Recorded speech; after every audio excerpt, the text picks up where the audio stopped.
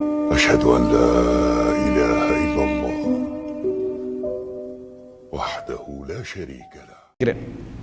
உங்களுக்கு தெரியும் அஹ்மத் டீடாவை பற்றி உங்களுக்கு தெரியும். மிகப்பெரிய ஒரு அதாவது கிறிஸ்தவர்களோடு அதாவது கிறிஸ்தவர்களை பிரமிக்க செய்த ஒரு பெரிய ஒரு அறிவு மலைன்னு நம்ம என்ன செய்யலாம், அந்த அவர்களுடைய அந்த துறையில் ஒரு மிகப்பெரிய அறிவு மலைன்னு சொல்லலாம். அப்படி கிறிஸ்தவ உலகம் என்ன செஞ்சது, ஆடி நின்ற ஒரு துறை. இவர் யாரு அப்படின்னு நீங்க பார்த்தீங்கன்னு சொன்னால், அதாவது என்ன சொல்ல வருவது என்றால், இறைவன் எப்படி ஒரு மனிதருக்கு அருள் செய்வான், நியமத்து கொடுப்பான் என்பதெல்லாம் ஒருவருக்குரிய மார்க்க அறிவு ஃபிக்ஹ் என்றது இருக்கணும். இருந்தால்தான் அவரால் என்ன செய்ய முடியும், தன்னைத்தானே காப்பாற்றிக் கொள்ள முடியும். இல்லைண்டா அவர் எல்லா விஷயத்தையும் இந்த உலகத்துடைய பார்வையில் தான் என்ன செய்வார், பார்க்க பழகுவார், தனக்கு அநியாயம் செய்து கொள்வார், தானே அறியாமல் இருப்பார். இப்போ நீங்கள் நாட்டில் இருக்கிற நேரத்தில் உங்களுக்கு ஆப்பிரிக்காவில் ஒரு வேலை கிடைக்குதுன்னு வைங்களேன், உடனே பாஞ்சு விழுந்து இன்டர்வியூக்கெல்லாம் போய் இறங்கிடுவீங்களாட்டா? இல்லை, பெரும்பாலும் ஆப்பிரிக்காவை நான் சொல்லுவோம் போகிறவங்களுக்கு அது அந்த ஏரியா இருக்குது, அது வேறு. நல்ல ஒரு கானாவில் உங்களுக்கு வேலைன்னு வைங்க, எங்கள் வேலை கோஃபி அண்ணானெல்லாம் இருந்தார், அங்கே தான் என்ன அண்ணான் இருந்தார், அங்கே போகிற அடியில் நம்ம அப்படின்னு நம்ம முடிவெடுப்போம் பெரும்பாலும். இப்போ உதாரணத்துக்கு சொல்கிறேன், இவர் 6th ஸ்டாண்டர்ட் படிச்சுக்கின்றிருக்கிறார். யார்? அஹ்மத். நல்ல படிப்பாளி, நல்ல அறிவாளி. ஆனால் 6ஆம் ஆண்டு தான் படிக்கிறார். படித்து கொண்டிருக்கிற நேரத்தில் வாப்பா பரம ஏழை, அதாவது படிப்பறிவில் பெரிய விளக்கமெல்லாம் இவனுக்கு கொடுக்குற அளவுக்குலாம் பொருளாதாரமெல்லாம் அவர்கிட்ட இல்லை.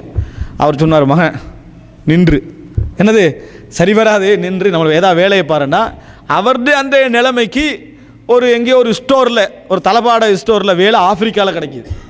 எங்கே கிடைக்கிது? ஆப்பிரிக்காவில் என்ன செய்யுது, வேலை கிடைக்கிது. இவர் என்ன செய்கிறாருன்னு சொன்னால், ஆப்பிரிக்காவுக்கு என்ன செய்கிறாரு, தளபாட வேலைகளுக்காக போகிறார்.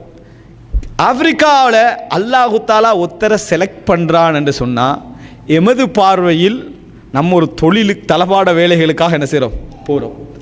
ஆனால் மனிதன் உண்மையிலேயே அல் வாசிக் பில்லா, இறைவன் மீது நம்பிக்கை உள்ளவனாக இருந்தால், இறைவனுக்கு நலவு நாடுவான்ற நம்பிக்கை இருக்குமாக இருந்தால், அவனுக்கு இறைவன் கொடுக்கக்கூடிய அற்புதங்கள் இருக்குது, அது வேறு. நாங்கள் ஒன்றுக்கு செலக்ட் பண்ணப்படுறது, நாம் ஒன்றுக்கு செலக்ட் ஆகிறது, நாங்களே ஒன்றை செலக்ட் பண்ணுவதும் எங்களோடு உள்ள விஷயம். ஆனால் அவன் இறைவனோடு வைத்திருக்கக்கூடிய நம்பிக்கை அது வேறு. இதையும் அதை எப்போ தொடர்புபடுத்தக்கூடாது. நான் ஏற்கனவே சொல்லிக்கிறேன், யூசுப் அலைஹிஸ்ஸலாம் மார்க்கெட்டில் விற்கப்படுகிற நேரத்தில் இறைவன் என்ன எப்படி வச்சிக்கிறான் அதை கம்பேர் பண்ணால், அவர் அதாவது ஷரவுஹு, அவரை விற்றார்கள் பிசமனின் பக்ஸின் தராஹிம மஅதூதா, அற்பமான திருகங்களுக்கு தான் யூசுப் அலைஹிஸ்ஸலாம் உலக ரேட்டில் வச்சாலும் கொஞ்சம் கூட வருவார். அவர் அவ்வளோ அழகானவர். அவரை உலக ரீதியாகவே அவங்க அமௌண்ட் என்னது கொடுத்து எப்படியா விஷயத்தை முடிச்சிடணும் மார்க்கெட்டில். இப்போ அவர் அங்கே இருந்துக்கிண்டு அல்லாஹ் நம்மளை எவ்வளோ ரேட் வச்சுக்கிறான், அல்லாஹ் நமக்கு எவ்வளோ மரியாதை வச்சுக்கிறான், அதை வச்சு அவர் யோசிச்சிருந்தாருண்டா அப்படி அதை இதை சம்மந்தப்படுத்தவே கூட. இது வேறு, அது வேறு. இது மக்கள் உனக்கு செய்வது, அது இறைவன் உனக்கு செய்வது. இது ரெண்டையும் என்ன செய்யக்கூடாது, கம்பேர் பண்ணால் அவனுக்கு அநியாயம் செஞ்சு கொள்வான், அவனே மடையனாக என்ன செய்வான், மாறிடுவான். போனவர் தளபாட கடையில் தான் உட்கார்றாரு. அவர் நம்மளுக்கு பெரிய ஆள், அதெல்லாம் அவருக்கு தெரியாது. ஆனால் ஆப்பிரிக்கா கண்டம் மிக பிரபல்யமான எதற்கு, கிறிஸ்தவ பிரச்சாரங்கள், கிறிஸ்தவ மிஷனரிகளுக்கு மிகவும் பிரபல்யமான இடம் இந்த ஆப்பிரிக்காவுடைய கண்டம். அதனால் இவர் இருந்த பிரதேசங்கள் ஒரு பின்தங்கிய இடத்துக்கு தானே போய்ப்பார். அங்கெல்லாம் இந்த கிறிஸ்தவர்கள் அடிக்கடி பிரச்சாரம், இந்த மிஷனரிஸ்கெல்லாம் வந்து ஏதாவது ஒன்று முஸ்லீம்களுக்கு எதிராக சொல்லிட்டு லீஃப்லெட்டை கொடுத்துட்டு போகிறது. இவருக்கு ஒரு உத்வேகம் எப்படி வருது, இது இஸ்லாத்துக்கு எதிராக இப்படியெல்லாம் சொல்கிறாங்களே, நான் படிக்கணும், கிறிஸ்தவ மிஷனரிகளை பற்றி என்ன செய்யணும், படிக்கணும், கிறிஸ்தவத்தை பற்றி படிக்கணும், இவங்களுக்கு ஏதாவது பதில் சொல்லணும் அப்படின்னு நினைக்கிறாரு. இப்படி நினைக்கிறவர் இறைவன் மீதுள்ள நம்பிக்கை தவிர வேறு என்ன அவருக்கு இருக்கும்? இங்கே தளபாட கடையில் உள்ள முதலாளிகிட்ட போய் விளக்கமாக கேட்கணும், இயலாது. அதாவது எனவே இவருக்கு எதுவுமே என்ன செய்ய முடியலை, இவரால் முடியவில்லை. தளபாடம் என்ற விளங்கு தானே என்ன, அதாவது தமிழில் சொல்கிறேன்டா என்ன, சுத்த தமிழில் சொல்கிறதா இருந்தா வீட்டுக்குரிய வீட்டுக்குரிய பொருட்கள், நம்ம இந்த கட்டில் மேசரிக்கு தான் தளபாடம் நம்மளோட பாசையில், சரியா? இந்த மாதிரியான அதாவது ஃபர்னிச்சர்ஸ் தமிழில் சொல்கிறதா, அப்படி அந்த இதுகளை வாங்குவதற்காக அந்த உள்ள கடையில் அவர் என்ன செய்கிறாரு, அசாசு உள்ள கடையில் அவர் என்ன செய்கிறார், இருக்கிறார். இது போக போக இவர் என்ன செய்கிறாருன்னா, வந்தால் அதை படிச்சுக்கிறது. இதுதான் அவருக்கு நம்மளுக்கு 6th ஸ்டாண்டர்ட் படித்து நம்ம என்ன செய்ய போகிறோம்ல அவர் யோசிக்கலை. படிக்க ஆரம்பித்தவர் பர்சனலாகவே ஒவ்வொரு புத்தகமாக அவருக்கு கிடைக்க கூட படிக்கிறார். சாதாரணமாக வீசப்பட்ட புத்தகமாக இருந்தால் அதை எடுத்து என்ன செய்கிறாரு, படிக்கிறார். ஆனால் அவரோட இன்ட்ரெஸ்ட்லாம் இதில் மட்டும்தான், தகசுஸ் இதில் மட்டும்தான், வேறு எதுவும் படிக்க மாட்டார். இதை தேடி தேடி தேடி தேடி தேடி தேடி தேடி தேடி படித்தார். படித்தவருக்கு ஒரு நம்பிக்கை கன்ஃபார்மாக வந்துட்டு இது ஒன்றுமே இல்லை, இவர்களோடு நாம் என்ன செய்யலாம், தைரியமாக விவாதிக்கலாம். கிட்டத்தட்ட 40 வருடங்கள் இந்த துறைக்கு என்ன செஞ்சார், சேவை செய்கின்ற ஒரு மிகப்பெரிய அறிஞராக என்ன செஞ்சார், மாறினார். அவருடைய விவாதங்களை பார்த்து எல்லோருக்கும் தெரியும். இப்போ நான் சொன்ன இந்த வரலாறு டாக்டர் ஜாக்கிர் நாயக் அவரது வாயால் என்ன ஒரு ஸ்பீச்சில் சொல்லக்கூடிய ஒரு வரலாறு. அவருடைய ஆசிரியர் அவர் ஆசிரியர், அவருடைய நேரடி மிகச்சிறந்த ஆசிரியர்களில் ஒருவர் அவர். அப்போ அதாவது இப்படிப்பட்ட ஒரு நிலைமையிலிருந்து ஒருவர் அமெரிக்காவுடைய மிகப்பெரிய கிறிஸ்தவ மிஷனரிகளுக்கு முதலாவது ஒரு அழைக்கப்பட்ட விவாதத்தை பற்றி ஒன்று சொல்லப்படுது. என்னென்னா, அங்கே இருக்கக்கூடிய முக்கியமான ஒருவர், அந்த பேர் எனக்கு ஞாபகம் வருதில்லை, பின்னர் நடந்த விவாதங்கள், ஆரம்பங்கள் நடந்த விவாதம், அவர்கிட்ட போனால் பிரிச்சிருவாங்க. அவருடைய மிகப்பெரிய ஒரு ஃபேன்னு சொல்லுவாங்களே, சொல்கிறாரு, உங்களுடைய அறிவில் எனக்கு நம்பிக்கை இருக்குது, ஆனால் அவருடைய வாதம் உங்களை கிழிச்சிருமன்றார். இவர் போவதற்கு முன்னால் இவருக்கு இருந்த ஒரே நம்பிக்கை என்னென்னா, எனக்கு கிறிஸ்தவத்தை பற்றி அறிவு இருக்குது, என்ற தீனில் எனக்கு நம்பிக்கை இருக்குது, அவ்வளோதான்.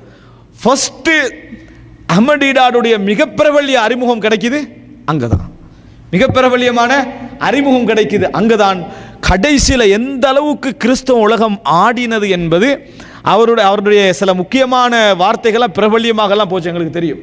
அதாவது எந்த அளவுக்கு என்றால், ஒரு குறிப்பிட்ட பைபிள், இப்போ நம்ம பைபிள்களுக்கு இடையில் டிஃப்ரெண்ட்டான, அதாவது அந்த சொல்கிறது என்ன, அதனுடைய டெக்ஸ்டே வித்தியாசம், டிரான்ஸ்லேஷன் இல்லை, வித்தியாசம் பண்ணுவோம் ஒவ்வொரு. அவருடைய ஆய்வு எந்த அளவுக்கெல்லாம் போச்சுன்னா, 1950 எடுத்த ஒரே பதிப்பகத்தில் ஒரே பைபிள் என்ன செய்வார், பார்ப்பார், அது 55 எப்படி வந்தீங்கன்னு பார்ப்பார், 60 எப்படி வந்தீங்கன்னு பார்ப்பார், 65 எப்படி வந்தீங்கன்னு பார்ப்பார். ஒரு பைபிள், அதாவது 70 80 அதெல்லாம் ஒரு சைடில் விடுங்க, ஒரு பைபிள் எடுத்து 2 வருஷத்துக்கு ஒருக்க 3 வருஷத்துக்கு ஒருக்க என்ன செய்வார், என்னென்ன மாதிரியெல்லாம் வருதுன்னு பார்ப்பார்.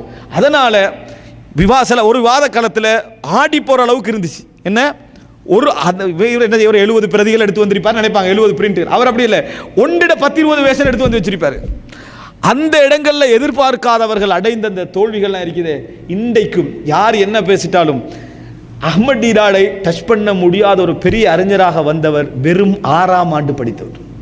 வெறும் 6ஆம் ஆண்டு படித்தவர் இந்த இடத்திற்கு அல்லாஹ் தஆலா கொண்டு வர வைக்கிறான்டா. ஆப்பிரிக்காவுக்கு அல்லாஹ் அவரை தெரிவு செய்வது ஒரு சாதாரண கடைக்காக அல்ல, ஒரு கிறிஸ்தவ உலகத்தை ஆட்டி படைப்பதற்காக. யாருக்கு அது கிடைக்கும்? உள்ளத்தில் எப்பையும் இறைவன் மீது நம்பிக்கை உள்ளவனுக்கு தான் கிடைக்கும். இந்த உலக அளவுகளால் இந்த தன்னை அளந்து கொள்வானாக இருந்தால், அவனிடத்தில் இந்த ஃபிக்ஹ் இல்லைன்னு வைங்களேன், நிச்சயமாக தனக்கு முதல் அநியாயக்காரனாக இருப்பேன். எத்தனையோ பேருடைய லட்சியங்கள் அல்லாஹ்வின் மீது நம்பிக்கை இல்லாதனால காணாம போய்க்குது. அஸ்ஸலாமு அலைக்கும், இது உங்கள் பாய் நெட்வொர்க் தமிழ். நம்ம வீடியோஸ் பிடிச்சிருந்தா கண்டிப்பாக நம்ம சேனலை சப்ஸ்கிரைப் பண்ணுங்க. இது போன்ற இன்னும் பல பயனுள்ள இஸ்லாமிய காணொளிகளையும் இங்கே கண்டு களிக்கலாம். மறக்காம குடும்பத்தினருக்கும் நண்பர்களுக்கும் ஷேர் பண்ணுங்க. இன்ஷா அல்லாஹ் இன்னும் ஒரு காணொளி வாயிலாக சந்திக்கிறோம். சலாம் சிறுவுகளே.